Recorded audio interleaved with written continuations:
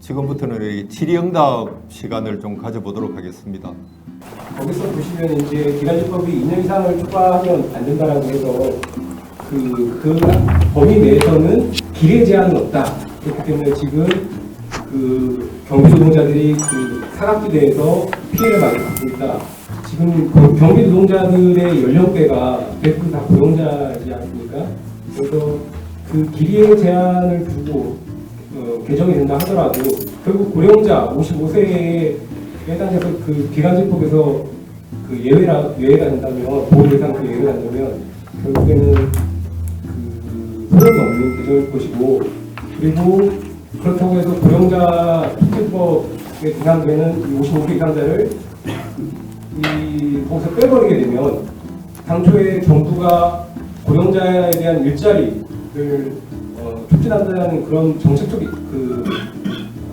정책적 측면에서의 그것들을 고려하지 못하는 것이 되기 때문에 좀 고민이 될 것 같다는 생각이 들고요. 이게 이제 2006년 사실 노무현 정부 때였는데 우리가 이제 비정규직법이라고 보통 얘기를 하거든요.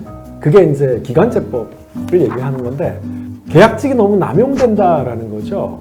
그렇게 기간제가 남용되는 거를 막기 위해서 크게 방식이 두 가지가 있어요. 기간제로 사용할 수 있는 기간을 일정하게는 정해놓고 그걸 넘어서면은 1년마다든 뭐 계속 그 계약직으로 계약을 하더라도 그 계약은 무효로 보고 무기계약직으로 전환되는 것으로 간주하는 방식이 있습니다. 그게 현재 이 기간제법이고요. 그게 이제 2년으로 되어 있는 거고, 또 하나는 사유를 제한하는 방식입니다. 그래서 기간제로 사용할 수 있는 사유를 정해놓고 그 사유에 해당되지 않으면은 상시지속적 업무는 정규직으로 채용하는 거를 이제 원칙화하는 방식이죠. 근데 한국 같은 경우는 2년이라는 기간을 제한해 놨을 때 그럼 2년마다 사람을 교체하지 않겠냐, 이제 그런 당시에 문제 제기가 있었고 실제로 그런 효과들이 많이 있었죠. 그래서 지금 2년 딱 되는 시점에 실제로 사람을 교체하는 형태로, 왜냐하면은 더 쓰면은 이제 상용직으로 전환이 되는 거니까 자동. 그래서 그런 논란이 좀 있었고, 그 당시에 또 이제 55세 이상은 또 그 상용직 전환 기준을 또 적용하지 않도록 되어 있어요. 근데 지금 점점 일자리도 점점 고령화되고 있고 전체 경제활동 인구의 연령대도 좀 고령 노동자들 비중이 높아지고 있는데 그 기준이 맞느냐에 대한 문제 제기도 좀 있었습니다. 그래서 지금은 어쨌든 기간 제한하는 방식을 사유 제한하는 방식으로 좀 바꿔야 된다. 이게 현재 기간제법의 좀 골간을 바꾸는 거거든요. 그래서 큰 변화인 거고, 그렇게 바꿨을 때 55세 조항도 당연히 좀 개선을 해야 되는 거죠. 근데 아파트 사업장에 좀 좁혀서 얘기를 하면은, 지금까지는 전체 노동시장을 놓고 얘기한 거고, 아파트 노동시장으로 좁혀서 얘기하면 아파트는 사실은 상용직으로 전환하는 게 별로 의미가 없습니다. 왜냐하면 어쨌든 용역으로 간접고용으로 하고 있기 때문에. 근데 3개월 계약, 뭐 2개월 계약, 이거는 너무 심하다. 적어도 1년 계약을 하도록 하자라는 게 사실 아파트 사업장의 기본 취지입니다. 아파트 사업장은 기간제법 바꾸는 문제, 사유 제한으로 바꾸는 문제는 이제 전체 노동자를 고려했을 때 문제고, 물론 이제 아파트 사업장도 거기에 당연히 해당이 되고요. 실제 아파트 사업장은 그러면 상용직 전환을 촉진하는 방식으로 가야 된다가 아니라 적어도 1년 계약은 할 수 있도록 바꿔야 된다. 그래서 갱신기대권을 좀 법제화하자라는 거를 좀 부분적인 개정 방안으로 좀 말씀을 드렸던 겁니다. 경기노동장도 휴게시설이지 않습니까? 근데 산업안전보호법의 기준이 조명이라든가 면제 이런 건 나와 있는데 거의 다 지하에 이렇게 돼 있습니다. 그러다 보니까 휴게 쉬는 공간이 열악하거든요. 그래서 이걸 개선해야 될 것 같은데, 상위법이 이걸 개정을 못하면 저희 이 조례로서는 개정이 뭐 불가능한 건지. 건축법이 개정이 돼서 신축 아파트는 반드시 노동자 휴게 공간을 확보하도록 되어 있거든요. 근데 거기에 또 약간의 맹점이 있긴 한데, 관리사무소하고 휴게실을 통합해가지고 일정 면적 기준을 주고 있어가지고 그걸 좀 분리해서 면적 기준을 부여해야 되는데, 구축 아파트들은 사실은 이 지상에 이제 별도 공간이 별로 없거나 이런 경우들이 많이 있습니다. 사실은 경비 노동자들의 휴게실도 명목상으로는 다 있습니다. 경로당 옆에 뭐 이렇게, 아니면 관리사무소 한쪽, 아니면 대체로는 지하에다가 어느 정도 면적에 뭐 다 구비해놓고 근로감독권 오면 그걸 보여줘요. 그래서 우리 휴게실 갖췄다라고 얘기를 하는데 실제로 쓰기가 어려운 휴게실인데, 사실 이거는 약간 만들어졌다기보다는 본인들이 사실은 이것저것 재활용품 갖다가 놓고 쓰고, 가벽도 아니고 비닐 같은 걸로 치고 천정에 이제 성면 같은 게 그대로 노출된 상태에서 밑에서 잠도 잠깐 자고 식사도 뭐 도시락이나 뭐 간단한 취사도 하고 이렇게 되어 있는데 지하에 있던 휴게 공간을 지상으로 끌어올리는 사례들이 안양시, 뭐 부천시 뭐 이렇게 몇몇 지자체들이 있어서 그걸 좀 확대해 나가는 게 또 필요하고 그건 근데 주로는 미완노동자들에 대한 휴게실 공간이고 병민노동자 같은 경우는 사실은 저는 초소를 좀 개선하는 게 병민노동자들은 자야 되잖아요. 어쨌든 야간에 뭐 서너 시간이라도 자야 되는데 공동 휴게실은 사실 쓰기가 좀 어렵습니다. 아까 얘기했듯이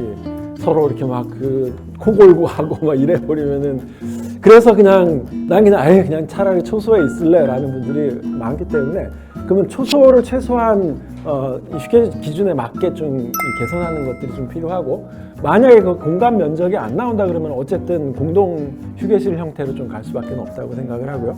법률, 건축법에서 다뤄야 될 내용이 있고 조례상으로 다뤄야 될 내용이 있는데 구축 아파트 같은 경우 약간 임시방편적이긴 하지만 저는 효과는 있다.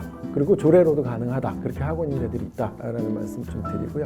기존의 경비 인력들을 이분화해서 경비와 관리 이렇게 해서 이제 현실적으로 하겠다. 그래서 감단 이 승에 대한 그 리스크도 줄이고 여러 가지 이제 근무자들의 만족도 올리고 이런 측면에서 고민을 하시는 것 같은데 지금 보니까 관리 업무를 하는 분들의 임금은 약간 내려가는 측면이 있는데 물론 근무 시간도 줄었을 거라고 생각합니다. 주휴수당이 반영이 됐을 거니까. 그래서 그때 현장에서 아까 만족도는 좋다고 하셨는데 관리 업무에 종사하시는 분들의 만족도도 괜찮은 건지. 급여도 많이 주지 않으면서 아파트에 장시간을 그렇게 10시간, 11시간, 12시간씩 이렇게 대기를 시켜놓는 이런 것들에 대해서 또 굉장히 싫어하시는 분들도 많거든요. 지금 미화원들 급여나 이런 걸 보면 하루에 4시간부터 6시간, 7시간 이렇게 돼 있는데 그 중에 이제 휴게 시간이 있는 데도 있고 또 어떤 데는 보면 미화원들 같은 경우에는 휴게 시간 뭐 1시간 이렇게 줘도 충분할 텐데 미화원에 6시간 일을 시키면서 4.5시간을 대기를 시켜요. 그런 게 이제 법률적으로 맞느냐 또 검토도 이래 해봐야 되는데 또 그 반대로는 오전에만 4시간, 5시간 근무하는 데가 딱 있어요. 그리고 깔끔하게 오후에는 자기 볼일 보고 이제 급여 차이가 조금 나더라도 다양한 근무 제도에 따라 갖고 그 또 건강상 이유도 있으니까 선호를 선택할 수 있게 하면 큰 문제는 없을 거라고 보여집니다. 전체적인 그 고용 인원들은 유지하면서 관리비를 적정 수준을 묶어두는 그게 타협점으로 제시가 되는 거죠. 지금 관리라고 해서 대부분 청소를 시키는 사람 미화 쪽에 또 많이 있어요. 그 사람들은 그냥 미화 반장이 그 관리원들을 관리하는 사람도 있어요. 또 거기 용역업자가 경비하고 떨어져서 지금 아주 다양한 그런 제도를 하고 있어요. 내가 여기 계신 분들한테 부탁드리고 싶은 것은 현재 있는 그 시설이라도 어떻게 전기 시설 좀 간단히 할 수 있고 호황 시설 해서 식수 물 먹을 수 있고 화장실이 없으면 멀리 또 가는 데가 있어요. 화장실 시설이라든가 그 안에 그런 시설이라도 좀 해줬으면 하는 부탁이에요. 정말 우리가 다 같이 내 아버지, 내 가족이 이렇게 또 내가 경비노동자, 미화노동자가 될 수가 있습니다. 제가 수많은 경비노동자, 미화노동자 만나면서 그분들이 참 마음이 맑고 육체적으로도 건강하다.